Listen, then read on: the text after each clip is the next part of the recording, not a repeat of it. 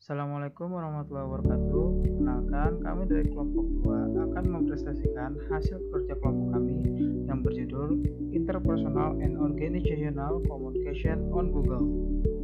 Kelompok kami beranggotakan Muhammad Zaki, Katarina Yusufanti, Muhammad Fikri Rizkullah, dan Rekli Fernandi.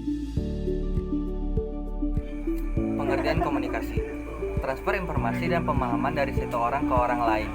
Proses tersebut melibatkan unsur-unsur berikut: sender, message and receiver, encoding and decoding, the medium, feedback, and noise or interference. Berikut merupakan slide sender, message, and receiver.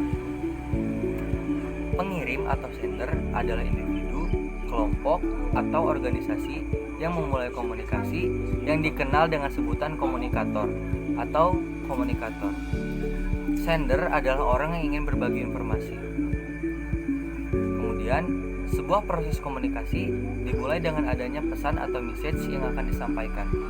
Pesan dalam komunikasi bisa berupa ide, pemikiran, informasi, atau instruksi.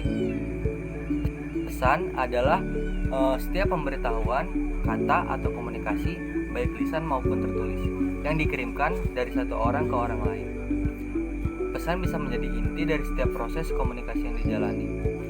Sedangkan penerima atau receiver adalah individu atau individu yang menjadi tujuan pesan tersebut. Jadi sender, message, and receiver ini saling berhubungan. Selanjutnya, sejauh mana orang dapat memahami pesan akan bergantung pada sejumlah faktor yang meliputi seberapa banyak individu yang mengetahui tentang topik tersebut. Kedua, penerimaan mereka terhadap pesan dan hubungan serta kepercayaan yang ada antara pengirim dan penerima.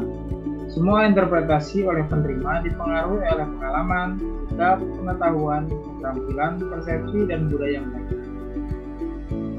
Berikut adalah bagian proses komunikasi. Di sini saya akan menjelaskan bagian-bagian dari bagian proses komunikasi. Yang pertama, encoding.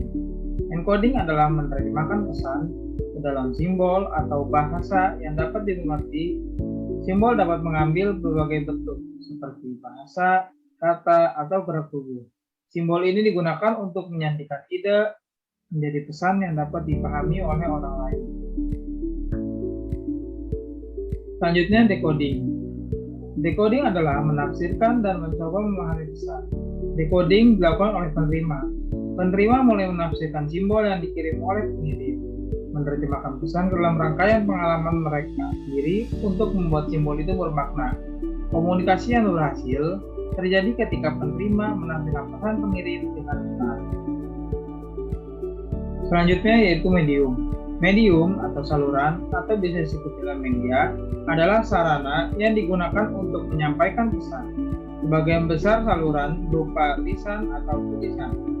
Tetapi saat ini saluran visual menjadi lebih umum.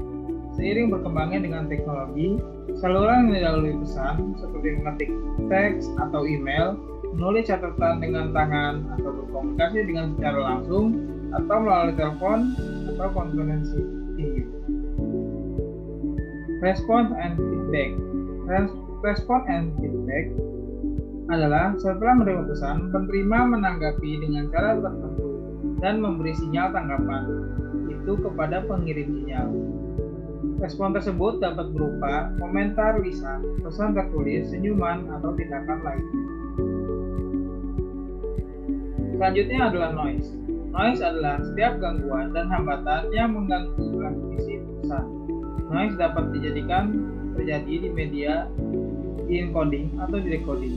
Beberapa hambatan umum yaitu penggunaan media atau saluran yang tidak tepat, tata bahasa yang salah, kata-kata yang menghasut, kata-kata yang bertentangan dengan bahasa tubuh. Selanjutnya, kebisingan juga dapat menjadi penghalang lainnya. Kebisingan dapat terjadi selama tahap proses apapun. Kebisingan dapat terjadi dalam berbagai bentuk, termasuk radio yang diputar di latar belakang, orang lain yang memasuki percakapan Anda, dan gangguan lain yang menghalangi penerima untuk memperhatikan.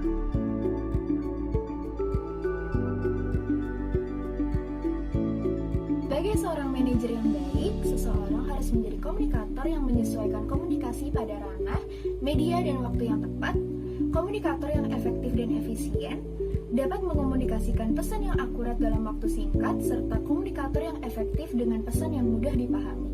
Komunikasi yang terjadi pada sebuah institusi atau organisasi terbagi menjadi dua, yaitu komunikasi formal atau formal communication channel dan komunikasi informal atau informal communication channel. Komunikasi formal adalah komunikasi yang menurut pada organisasi. Komunikasi ini disetujui oleh organisasi itu sendiri dan sifatnya berorientasi pada kepentingan organisasi. Sementara, komunikasi informal adalah komunikasi yang berkembang di luar struktur formal yang cenderung lebih spontan. Tidak menuntut hierarki pada suatu institusi. Komunikasi informal terjadi di antara karyawan dalam suatu organisasi terlepas dari fungsi jabatan mereka. Proses komunikasi informal ini biasa disebut grapevine yang mengacu pada gosip atau desas-desus yang seringkali dapat menjadi informasi yang keliru dan menimbulkan hambatan bagi perencanaan yang telah dilakukan oleh suatu manajemen. Komunikasi formal dalam suatu institusi atau organisasi biasanya terbagi menjadi tiga, yaitu komunikasi vertikal, komunikasi horizontal, dan komunikasi eksternal. Komunikasi vertikal adalah komunikasi yang terjadi antara atasan dan bawahan dalam suatu institusi atau organisasi. Komunikasi ini mengalir dari suatu tingkat dalam suatu institusi ke tingkat lainnya, baik yang lebih tinggi maupun yang lebih rendah secara dua arah. Komunikasi vertikal terbagi menjadi dua, yaitu komunikasi ke bawah yang mengalir dari tingkat yang lebih tinggi ke tingkat yang lebih rendah, juga komunikasi ke atas yang mengalir dari tingkat yang lebih rendah ke tingkat yang lebih tinggi. Selanjutnya ada komunikasi horizontal.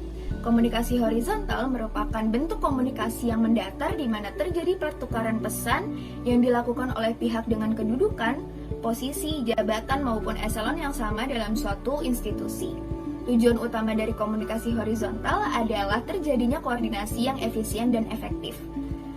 Hambatan dari komunikasi horizontal ini yang pertama yaitu spesialisasi yang membuat pekerja fokus pada pekerjaan yang dilakukannya saja, adanya persaingan antar pekerja yang menghambat perbagian informasi, dan juga kurangnya dorongan dari seorang manajemen. Yang ketiga yaitu ada komunikasi eksternal.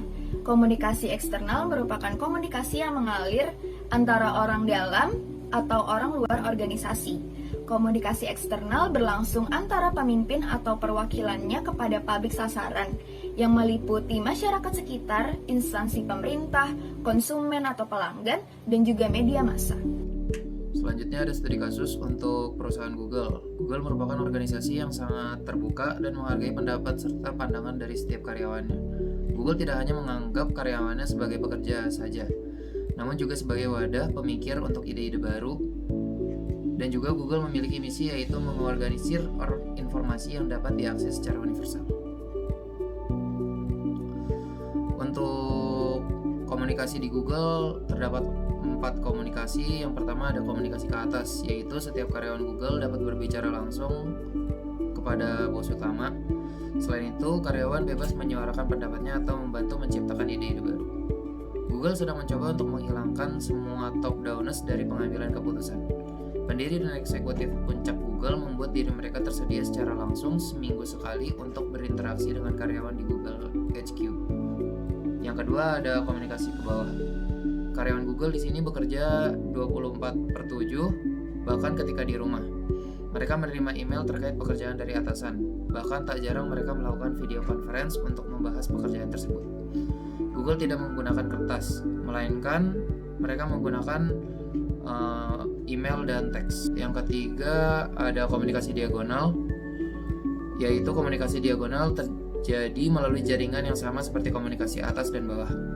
Pengguna media elektronik merupakan hal utama yang digunakan perusahaan Google. Hal ini diperlukan oleh perusahaan agar dapat bekerja untuk mencapai tujuan yang efektif dan efisien. Bahkan mereka memiliki customer service yang menangani keluhan untuk semua karyawan Google. Yang terakhir ada komunikasi horizontal. Perusahaan menekankan kerja sama tim. Untuk bekerja sebagai tim yang efektif, mereka menggunakan teknologi yaitu sharing file. Selain itu, mereka bekerja sama di seluruh lini produk untuk memberikan pengalaman yang tidak tertandingi. Contoh yang terbaik yaitu dari Android. Semua produk Google telah menyatu menjadi Android. Ini hanya dimungkinkan oleh jaringan komunikasi yang cepat dan akurat. Terima kasih. Sekian dari kelompok kami.